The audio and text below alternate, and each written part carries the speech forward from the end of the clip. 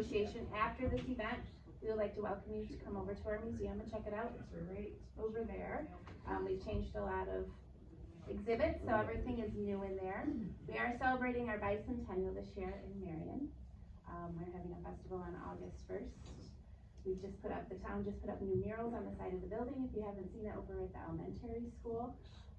We have a lot of events coming up. We have the Mott's Talk coming up in May, and we also have the Biscuit Brothers coming to the Faith Fellowship Church. They do 1800s music and tell the story of your town through music and skits, so they should be a good time also. When is that? Now, May 30th. And then today we have Steve Field here, who's going to give us the presentation on the Mora Car Company that is out of Newark. Thank you, Steve. You're welcome.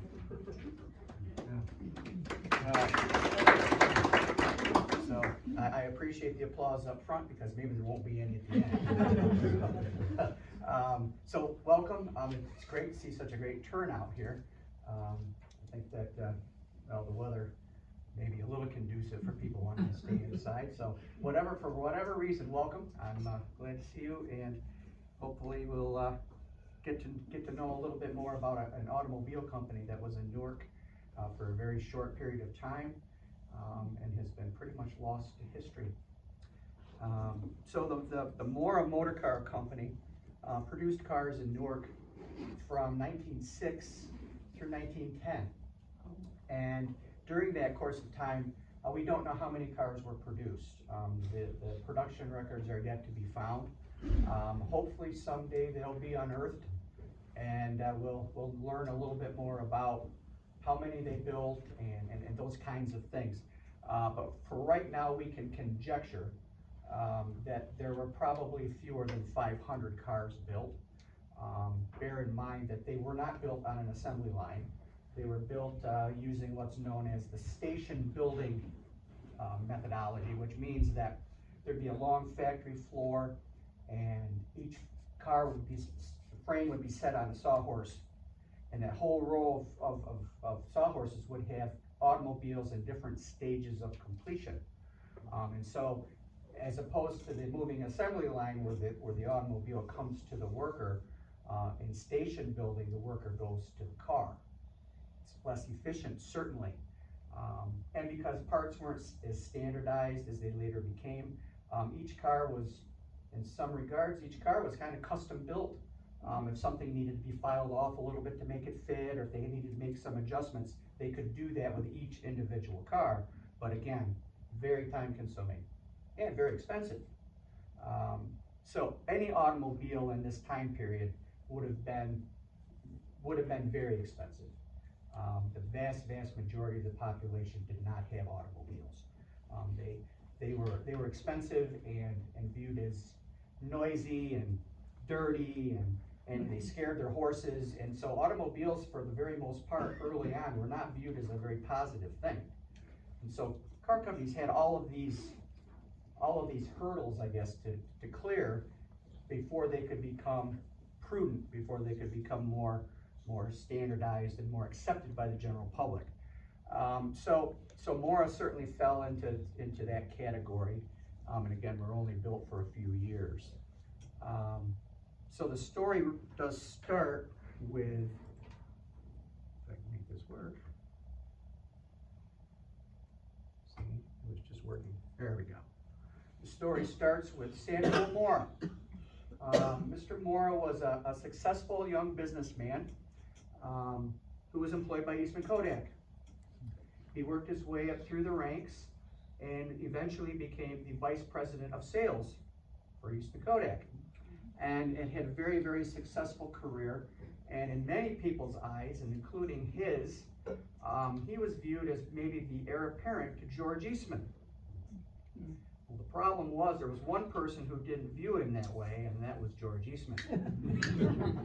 and so eventually, Mr. Mora may have maybe overstayed his welcome, and so the two parted ways. It's my understanding that it really wasn't an angry separation. It just didn't work out for them. In fact, Mr. Eastman over the years had purchased a couple of more cars. But so Mr. Eastman decided that Mr. Mora was not going to remain with the company, and so as a lot of young, aggressive businessmen in the first few years of the 20th century, he became enthralled with the idea of building cars. It was the modern technology that people who had the wherewithal, either financially or intellectually, could perhaps become successful in the automobile business. Now, bear in mind that up until about 1910, there were a couple of thousand companies building automobiles. Some built one, and some built millions. So, so Mr. Mora had his eye on building cars. So he connected with a gentleman named William Birdsall. William Birdsall was an automobile designer who had already designed a couple of automobiles, one in Utica and one in Rochester. And I presume that exposure that Mr. Birdsall had in Rochester is what piqued Mora's interest. And so the two teamed up together, and William Birdsall designed an automobile. But they didn't have a place to build them. So Mr. Mora is actively seeking a location for his factory. And of course, a startup company like that's going to require lots of capital. And so he was thinking that it would be better if he could find an existing building and turn that into his factory. At the same time, the Reed Manufacturing Company in Newark had been an established company that made tinware. It was either enameled or galvanized, and they made pails and cups and cooking dishes and anything, basically anything that could be made of metal. The Reed Company was making it, and they became quite successful. And around 1900, decided that they had outgrown their old factory, which is in this billhead here. They had outgrown their factory, and they needed to build a larger manufacturing complex. And so they did that. In 1903, they opened their new factory complex in Newark. Those buildings survive today. They're at the end of Maple Avenue, if you're familiar with Newark. Around where maybe you may remember Caves Lumber over in Newark. It was over in that area. And those buildings still stand today, and in fact, they're being renovated now for housing units. So when Reed entered that building, they left their old building behind. Well, there was a group of Newark businessmen called the Newark Board of Trade. Think of it as kind of like a chamber of commerce. And they were interested in promoting businesses and business activity in Newark.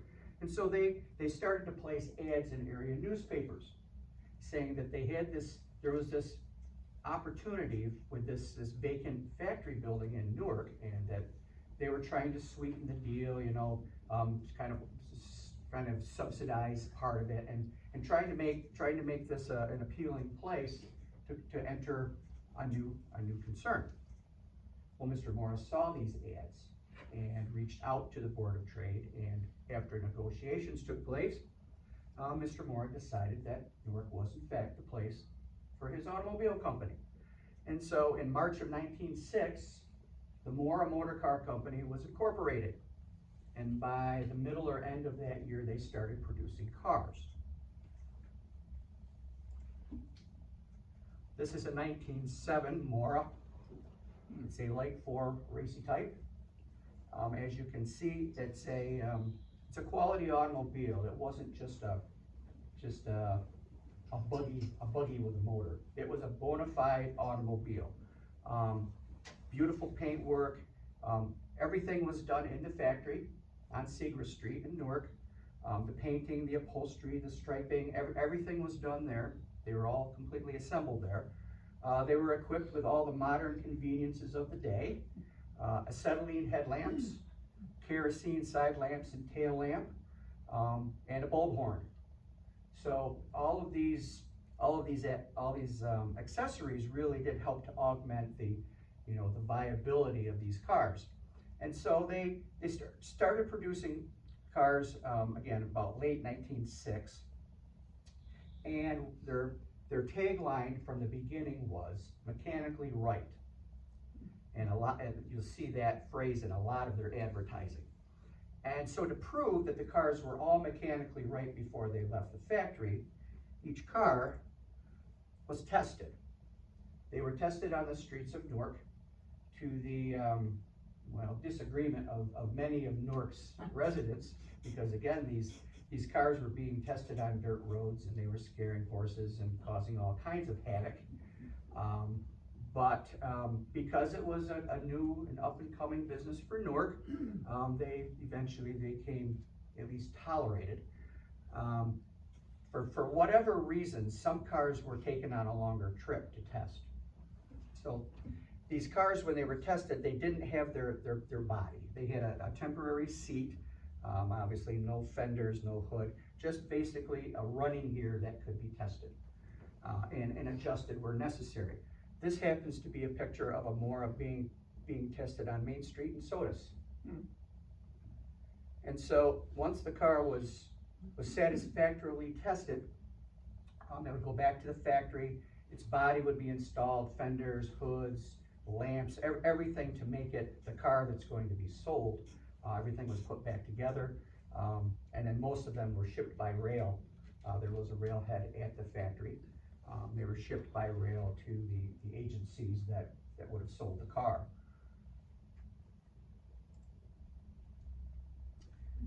To help promote cars in this day, there were contests were developed. They were called sealed bonnet contests.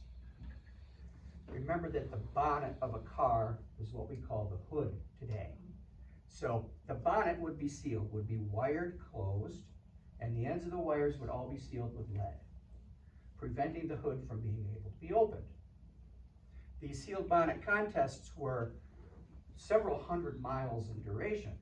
They were on a predefined course, and if you were fortunate enough to be able to finish that course without opening the hood, you were in the running to get a perfect score. A perfect score also meant that you didn't have some of the things outside of the control of the car. Tire problems, any of those kinds of things, you would lose points for. If you had to open the hood, you were disqualified. So at the end of these runs, whoever had scored the highest was recognized as being a very reliable, mechanically right car. Mora entered 3 such cars in the first sealed bonnet contest in New York City. It was 600 miles long, and all 3 cars scored perfectly. Wow. They all traveled that course at 600 miles over the course of I think 3 days, and they all scored perfectly.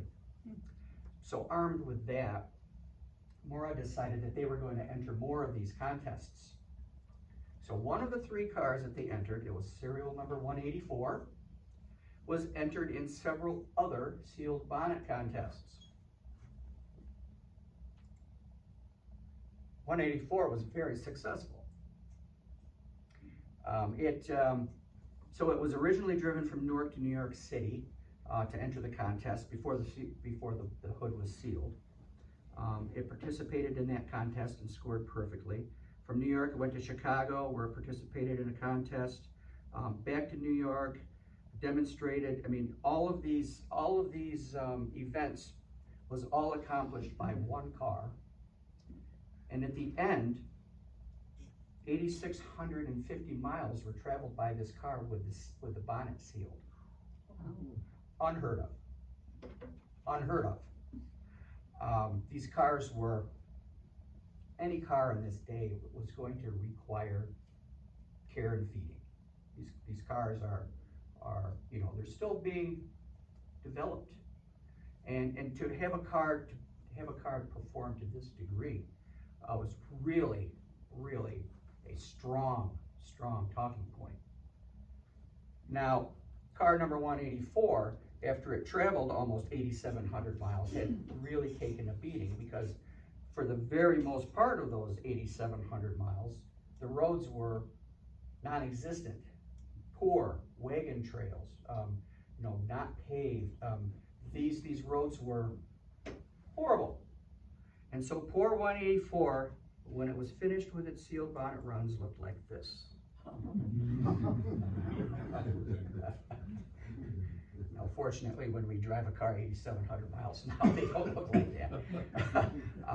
But the interesting thing about this is when it was finally finished with its campaigns, it was brought back to the factory, and the running gear, all of the engine, the driveline, the rear end, all of the running gear was put on a new frame and was sold to an individual who drove it for many years after that. So their tagline of being mechanically right seemed to work. Well, this sealed bonnet idea really took off, and so they used it in a lot of their advertising. There's a couple of little booklets here that the sealed bonnet. So we had a lovely young lady in a bonnet, and then her bonnet was all wired shut so she couldn't take it off. But so this booklet tells the story of this one particular car and how successful it was, and how Mora was using that in their advertising campaign to boost sales. And so with that anticipated boost, which never materialized, with that anticipated boost, Mora, just like Reed a few years before, decided that their little factory on Seeger Street wasn't going to be big enough. So they reorganized the company, they renamed it the Mora Company, sold stock to the public. With the capital they raised, they bought property and they built a new factory. This factory still stands today. It's on Hoffman Street in Newark, and if you're familiar at all with Halligan Furniture, that's Halligan Furniture's building. It was sold in 1913 to the Canastota Couch Company, which was the forerunner of Halligan's. And Halligan's has been there since 1913. But that building was originally built to build more cars at great expense. So it opened in May of 1908, and in addition, they decided that they needed to build different models. So they were continuing to build the models that they had already had, but in 1908 they introduced two new models, the Racy Type 6 and the Tourer 6. The 6 meaning 6 cylinders. These are 1908 cars with 6-cylinder, 50 horsepower engines. Most 1908 cars are 1, 2, or maybe 4 cylinders of up to 20 horsepower. This is a 50 horsepower car. How fast would they go? This car could easily go 60 miles an hour. But where? With no engine. Who's got the nerve to drive it? Yeah. They were horribly expensive. The touring car was $3,600. Oh, wow. For an extra $150, you could have a top. That $3,750 is over $130,000 today. Wow. And bear in mind that in 1908, the average salary was somewhere around $600 a year. So you're talking more than 3 years of the average person's salary to buy this car. They were competing in a market with other high-end cars, Packard and Pierce Arrow and Stevens Duryea, and all these well-established car companies who had already been in this market and had made a name for themselves. And yeah, they were just as expensive, but they were more known. And so Mora struggled to sell these big 6-cylinder vehicles. So they struggled for a couple of years trying to sell these along with their 4-cylinder cars that they had been building before. But in 1910, decided that once again they needed to introduce a different model, the Mora 20, which would be the opposite end of the spectrum. This was a small runabout of 20 horsepower. It sold for $1,110, which was still a considerable amount of money. It was aiming at Mr. Ford's Model T. Mr. Ford's Model T in 1910, I think, was selling somewhere around $900. So it was still more expensive than the car you were competing against. And it was a nice car, but it wasn't a Model T. Mr. Ford had already perfected that. And he didn't make the same mistake. He kept building the same car every year after year. He kept building a Model T, just a Model T. He experimented with a couple of bigger cars early on and learned that, no, you don't do that. You find what works and you just keep doing it. And he did. 15 million Model Ts later, he proved it. Right. I have a question. What did it cost him to make that car? Did it cost him more to make it? That's why it was selling for more, or were they expecting more of a profit? I think both. Okay. Both. They thought that there would be that market for high-end cars. But yes, they were more expensive. First of all, they had to be completely redesigned. And they're not, as the one ad talks about, they're not, between the racy type and the touring car, they were two completely different cars too. Oh. Shared the same engine. But everything else on them was completely different. So now they keep redesigning these cars and having to do all the tooling to make all these cars. And you know, each one is different, so you've got labor costs that, you know, it's not like you're putting the same nut on the same bolt every So time. they were making all the gears and all the bonnets and everything themselves. They were making a lot of that themselves. Now, some things they did source out, but it's not what we call an assembled car. An assembled car, a lot of manufacturers produced assembled cars. They would buy an engine from a company. They would buy a rear end from a company. They would buy everything that they needed to assemble a car. They would buy from different sources to put them together. Mora did not do that. Mora had a foundry that cast their own engines. They made their cars. Now, granted, radiators and lamps and all of those things, you know, they sourced out, which eventually caused problems because they couldn't pay their bills. And if you don't pay your radiator maker, you're not going to get any more radiators, and you're not going to have a car without a radiator. So, part of that, you know, snowballing thing that, you know, you're trying to build something that's so expensive that nobody's buying, and now you can't even build them because you can't get the parts for them. So the Model 20 was supposed to save the day, and it didn't. So this is a letter from the Bradstreet Company. It's the forerunner of Dun & Bradstreet, which is a company that does financial analysis on businesses, on companies, primarily for stockholder questions. And this is a response to a letter that was written to them by a stockholder of the Mora company. And in it talks about the dire straits that they think that Mora is in or is going to be in. It talks about indebtedness. I think there's $110,000 of debt owed to banks. There's $250,000 in debt owed to suppliers. $350,000, $1910. It's over $12 million today. For a relatively small company, that was a pill that couldn't be swallowed.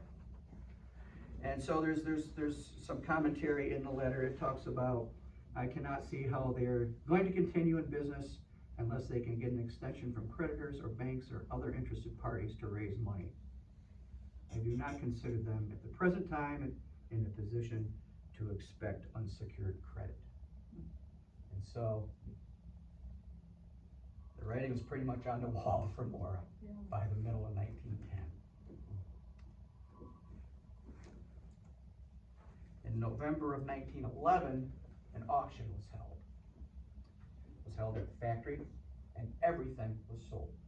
The real estate, all the machinery, all the equipment, unfinished cars, parts, office furniture, everything that belonged to the Mora company was sold at auction. And most of it was all purchased by one individual or one company. Frank Toomey Company from Philadelphia bought it with the intention of trying to resurrect Mora, finish the unfinished cars, change their business model, and perhaps remain in business. But that also failed. And again, in 1913, the factory building was sold to what became Halligan's. So that was the end of the Mora company. Samuel Mora moved to Cleveland, where he attempted to build a truck, the Mora Power Wagon Company. I've seen drawings of proposed Mora Power Wagons, but I don't think any of them were ever produced. Mr. Mora passed away in 1917 by his own hand.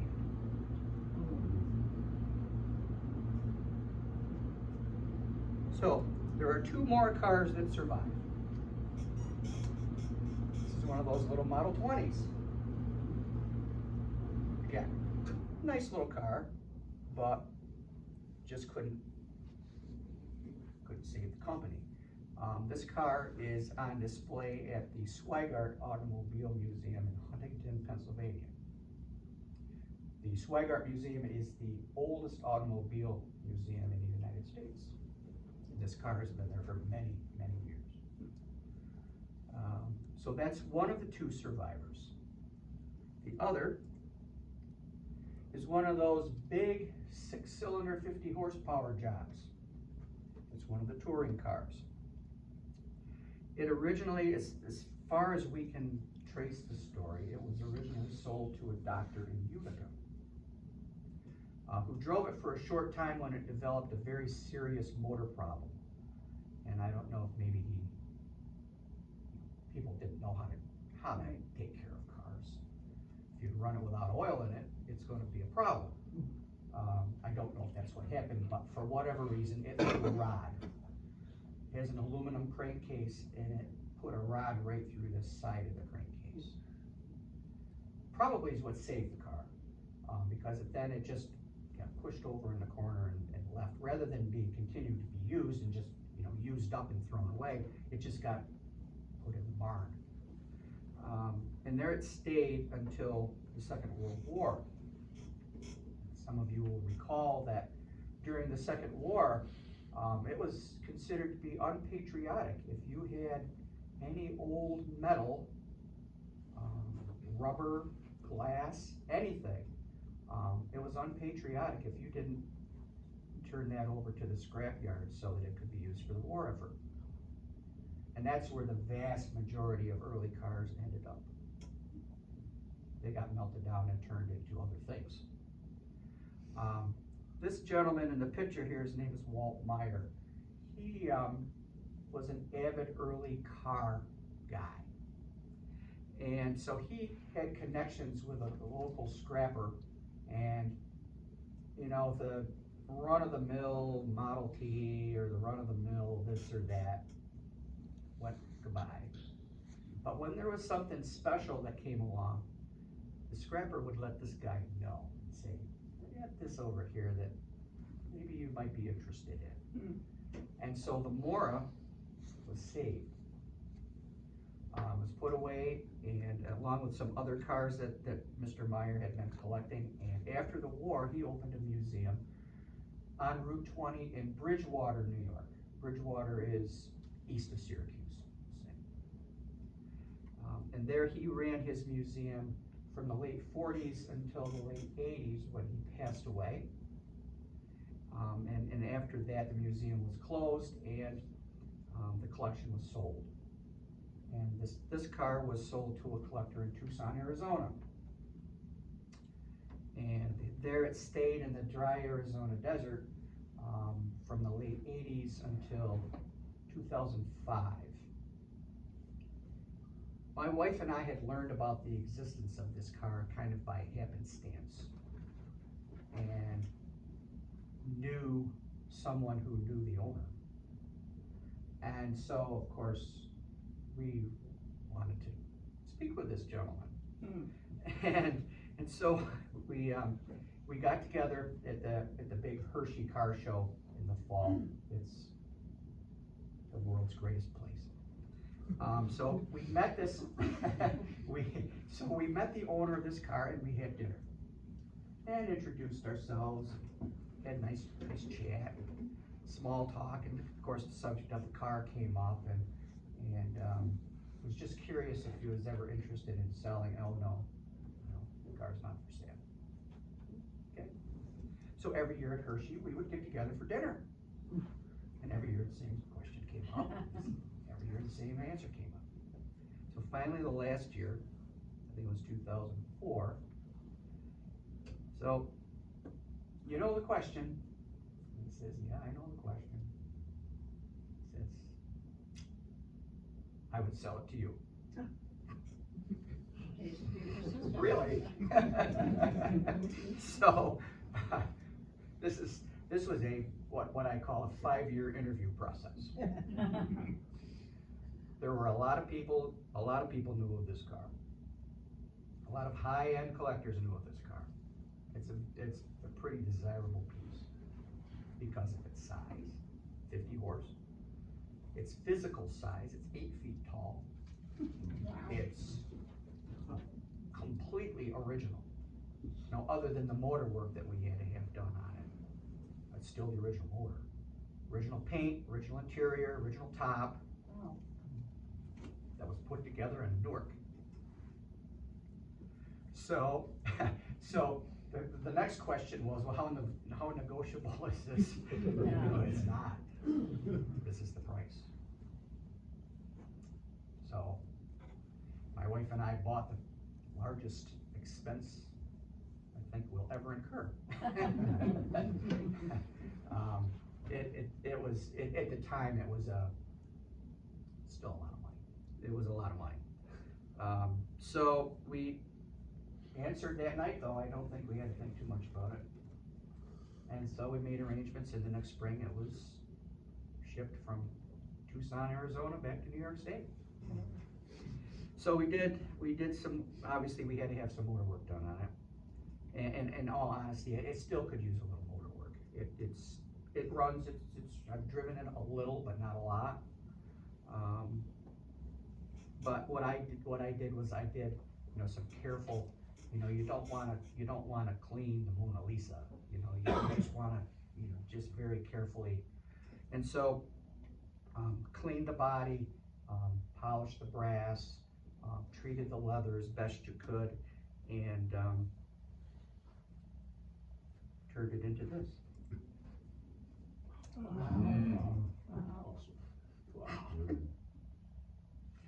So this is White walls. Yeah, these are all whites. Virtually all cars of that era were equipped with all white tires. Primarily because rubber at that point was made of natural rubber, and natural rubber is white. Oh, no. And it wasn't until tire companies had to add something to the compound to make it last longer, because this white rubber was very soft, and you didn't get much mileage out of these tires, a few hundred miles, and you're gonna have tire trouble. So the tire companies started to add carbon black to the compound, and of course when you added carbon to that white rubber, initially it turned it gray, but then over time they kept adding more, and eventually that's why tires became black, is because of the carbon. So to be historically correct, it should have all whites on it, and all white smooth tread. There's no tread on these tires. So that's what the tire would have been that came on this car. This picture was taken in Canandaigua back in 2010. Antique Automobile Club of America had a national show there, and so being so close, we've shown other cars across the country, but being so close, we had to have the Mora there. Mm-hmm. So this picture was taken there. What are the wheel spokes made of? It's wood. Oh. They're wood. Yeah. Yeah. So this is that big, expensive 6-cylinder, 50 horsepower motor. Lots of complexity. We're talking a little bit about engineering and design. Somebody had to come up with all these linkages and activate all this stuff, and it just expensive to make. Every one of those little widgets had to be made. So that's one of the culprits why the company didn't survive. So, Steve, what's the lubrication in that engine? Is it dippers? yeah, there's dippers on the ends Okay. of the rods. Yeah, there's a bath. There's no oil pump. Right. It's just splash. So the opposite end of the spectrum was the Brownie car. How many people have been to the Newark Museum to see the Brownie car? It's pretty cool that they have that there. Brownie car was introduced in late 1908. It was built by the Omar motor car company. Omar being a jumble of the letters from Mora. It's only built for 1 year, and it was a car built for children in 1908. When 99% of the adult population didn't have a car, there was going to be a market for cars for kids. Doesn't look very sturdy either.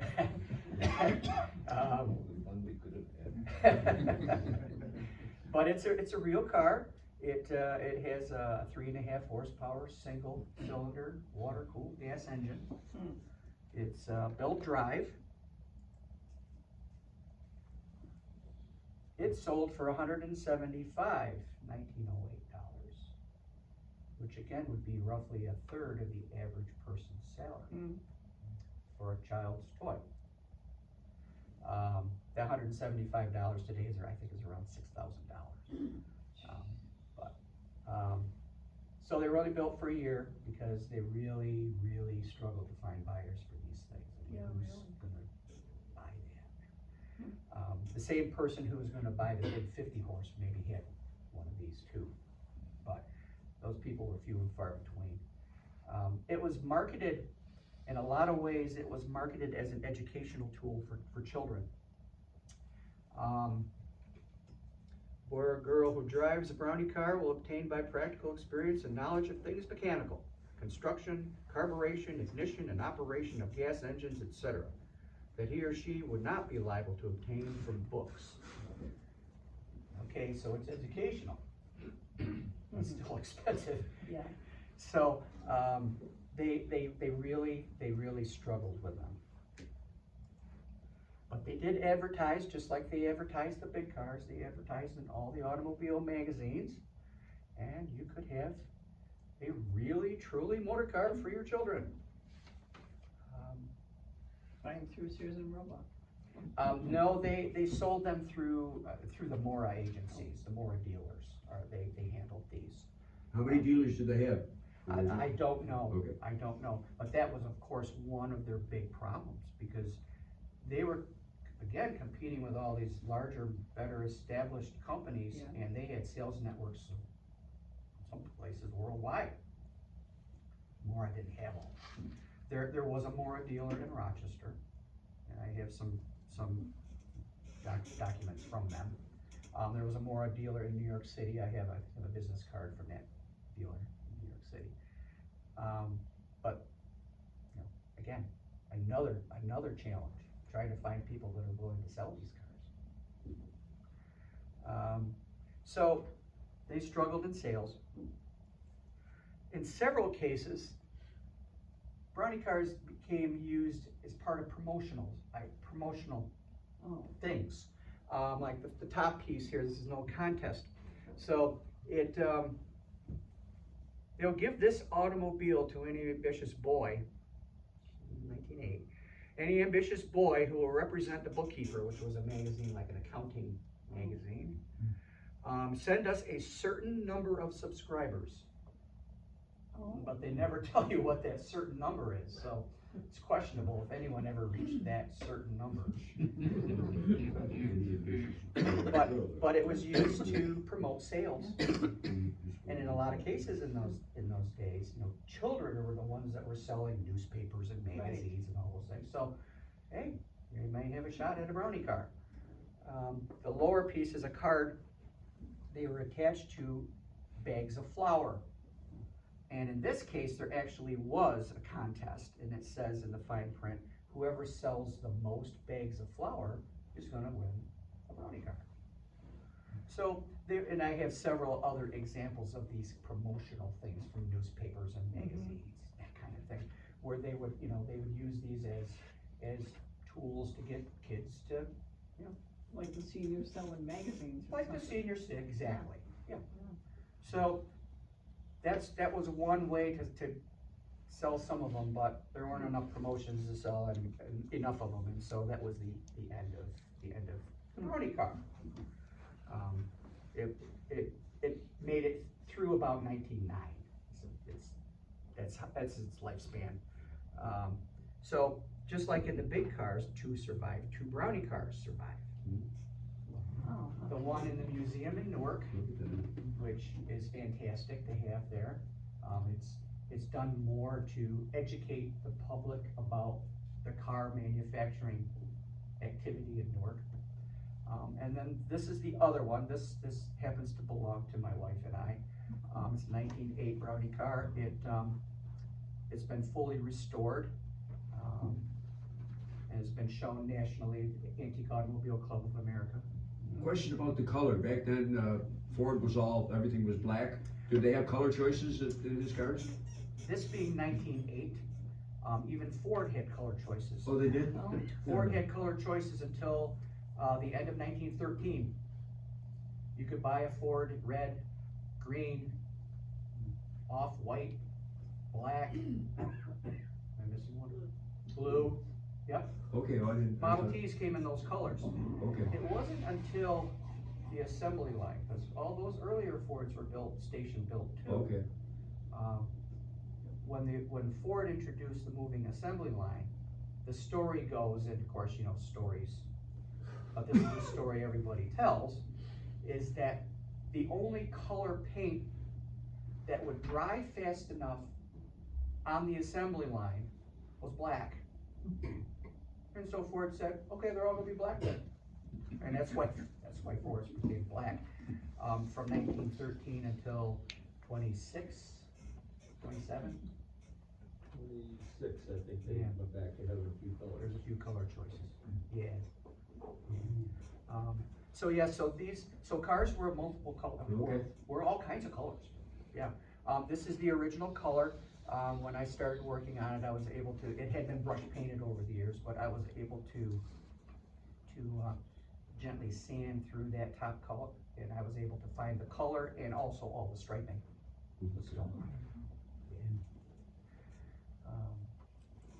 So this car, it's kind of interesting how we happened on this car. Found it on eBay. eBay's done 2 things. It's made the rare accessible. Never would have known about this car, otherwise it was in Oregon, right? Never would have known about this car if it wasn't for eBay. So it's made the rare accessible, and it's made the common worthless. It could be 300 years old, but if everybody that wants one has one, Yeah. it's worthless, right? Yeah. So, but eBay was, I spend my lunch hours at work on eBay every day, and I'd go through all these different sodas and different car companies and all these things, and every once in a while you might find a magazine ad or something, and one day, there it was. But it didn't look like that. It didn't look like that, no, it was for the most part, it was complete, but it needed everything to be massaged. How many did they make of them? Unknown, but again, being built for about a year. And if you're struggling to sell them, you're probably not pumping them out as fast as you can. Right. So, I would say, if maybe 100, you know. Now, did he name it the Brownie because of his Kodak roots?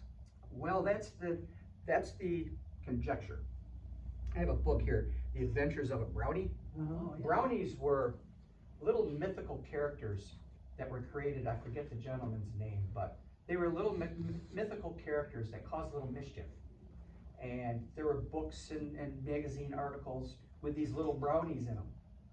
And presumably, George Eastman took that brownie name because it was small, Oh, and he called it his brownie camera. yeah. Well, Samuel Mora had this small little car, and why don't I call it a brownie car? Makes sense. Yeah.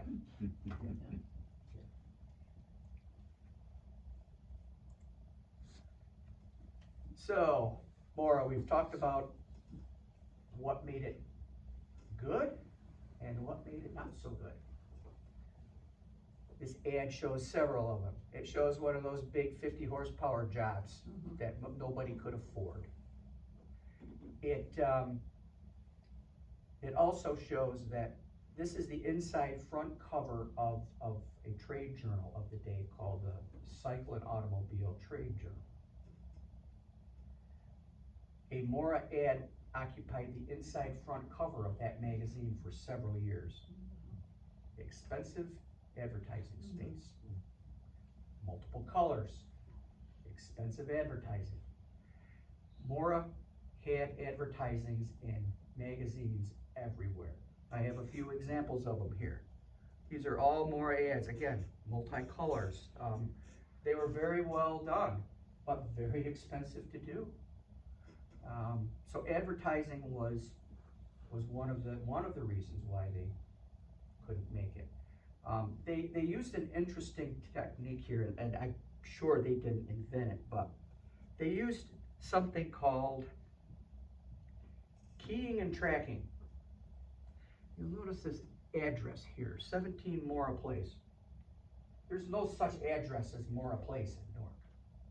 When something was addressed to Mora, it went to the factory. Every magazine ad used a different number for Mora Place. So this is 17 Mora Place, and when you wrote to that address, now Mora knew which magazine prompted that Oh, really? inquiry. So all these other magazines had 14 Mora Place or 30 Mora Place or whatever, and they all could find out how effective, or maybe how ineffective their advertising was, right? So that was pretty smart. Yeah.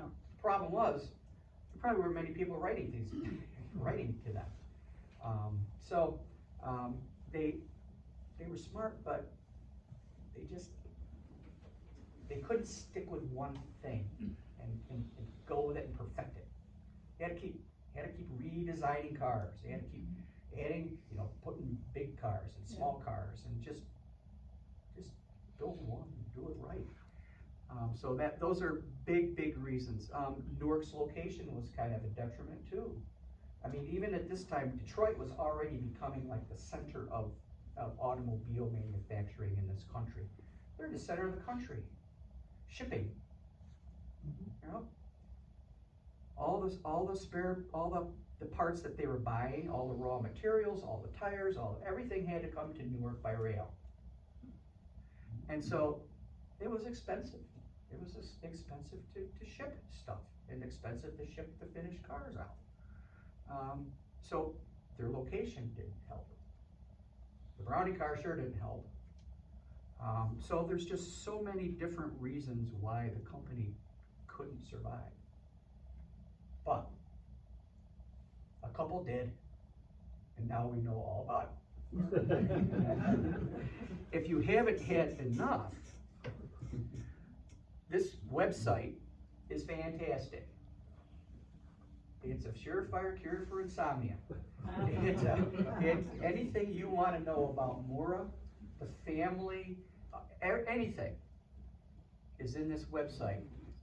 The gentleman who created it reached out to me a few years ago, and I've supplied information, pictures, and those kinds of things. But it's massive, and so if you're really into it, that's a place to go. So with that, any questions? Where do you keep your car, your dining room? Or does the wife sleep next to me? Actually, the Mora is on loan at the Northeast Classic Car Museum in Norwich, New York. Oh. Norwich is, between Utica and Binghamton. About 200 cars there. They have a room dedicated to cars built in New York State. Where this car is. Ooh. The Brownie car is at home. Next to the living room. Yeah. Did you have a judge at the AA? The Mora has, HPOF, Historic Preservation of Original Features. It's a class where they evaluate the car for its originality. So it's not a point judged thing. Right. So either it's either viewed as being historically preserved or not. Different factors come into play: paint, how much a percentage of the car is painted, or the interior, how much of the interior is original. All those things are come into play to evaluate. But the Mora has achieved that. There's another step in the original AACA original structure.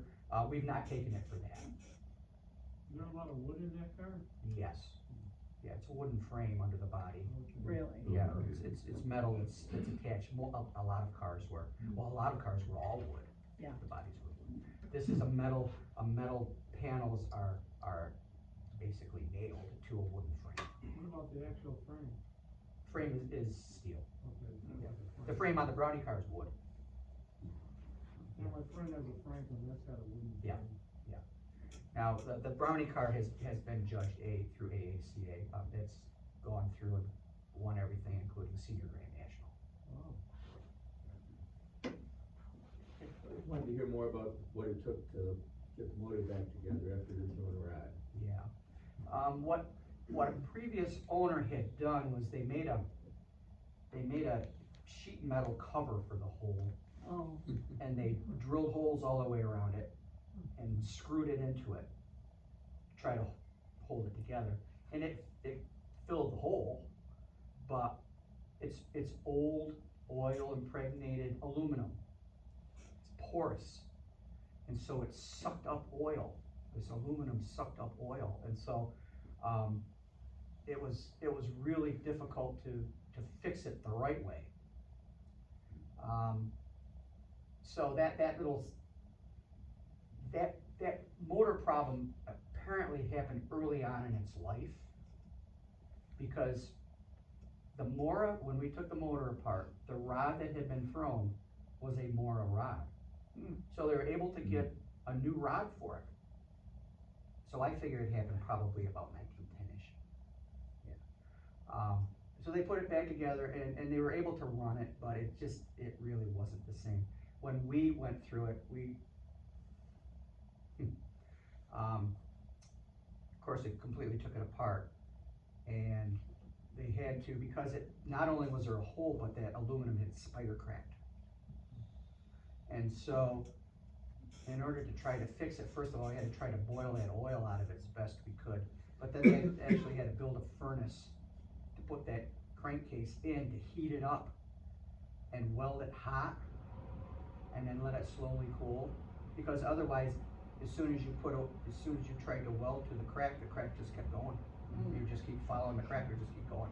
So you had to do something to control that, which was the heat. So if you heat that up, so it's all a hot temperature, so that hot electric, or that hot weld isn't a sudden heat difference. And so if it was hot and welded it, then it would hold. And then we did put a whole side, made a plate for the whole side of it, to cover that whole side of that engine up. And it certainly looks the part. But yeah, that was a job. So what still needs to be done motor-wise? Well, the timing gears in the front, they're I don't know how much motor geek you want to get into. The timing gears on the front of the crankcase, there's a couple of them that are fiber. It's actually a fiber sandwich. So there's a metal gear and a fiber gear and then another metal gear. And that fiber gear is supposed to reduce noise, because it's a little softer. But what's happened is over time that fiber gear has kind of become a little misshapen. So it doesn't, the gears still mesh fine, but they're not quiet anymore. So there's quite a bit of gear noise when it runs. And it's more of an annoyance than anything, but it's an annoyance. So that's one reason why it gets driven, it doesn't get driven. The other reason is the wheels, the wooden wheels. I mean, they were in Arizona for years and they dried out as cork. And so, you know, you can push that car around and you can hear them click, click, click, click, click, click, click, click, click. And those wheels are between me and the ground. And no. Yeah, no. So, I mean, it's a pretty valuable car, and I'm its caretaker. So, I'm not gonna do anything to it that could jeopardize its future. So did you drive it to Norwich, or did you have to have it? No, we trailer. Thinking, wait a Trailer. minute. What you're We have talking- cars that we could drive to Norwich, yeah, but that's not one of them, no, it was trailer. We've had it at Hershey, we've taken it to Hershey. You see, you can't get any parts, who bought all the parts? Yeah, there's no spare parts for this car. That's a challenge. Everything has to be made. Historically, the stuff that went down to Philly or wherever when at the auction, there's no traces of anything No, down there, Bert? Nothing has ever surfaced. It probably all just went to the scrapyard. Yeah. Any idea what the auction results were? Was I there a don't. figure say? That's a good question. I don't think I've ever seen a report of Right, that. because normally the auctioneer would have, okay, we took in, $800,000 or whatever, Yeah. probably in those days, but, Yeah. But it's interesting, in here, I have that catalog. I have the auction catalog. Oh, really? Okay. And it's fascinating to see what's in there, barrels full of carburetors. Really? All the engineering drawings. Oh, where are they? Where are they? Yeah. Huh. So, any other questions? Oh, yeah, so I did bring some things along for you to look at. Please feel free to look through this stuff. I brought it here for you to look at, so. Okay. Do we know the cost of the building when he built his new facility in Newark? When he built I've it? seen that number, but I don't remember what Okay. it is. Yeah, but it was not insignificant. Oh, right. Yeah. Well, it would seem minuscule today, but for Yeah. the size of that building, which Yeah. is quite a complex. Yeah. Yeah. That is a nice building. And Halligan's has added on to it, Yeah. certainly. Oh. Okay, no other questions? Thank you.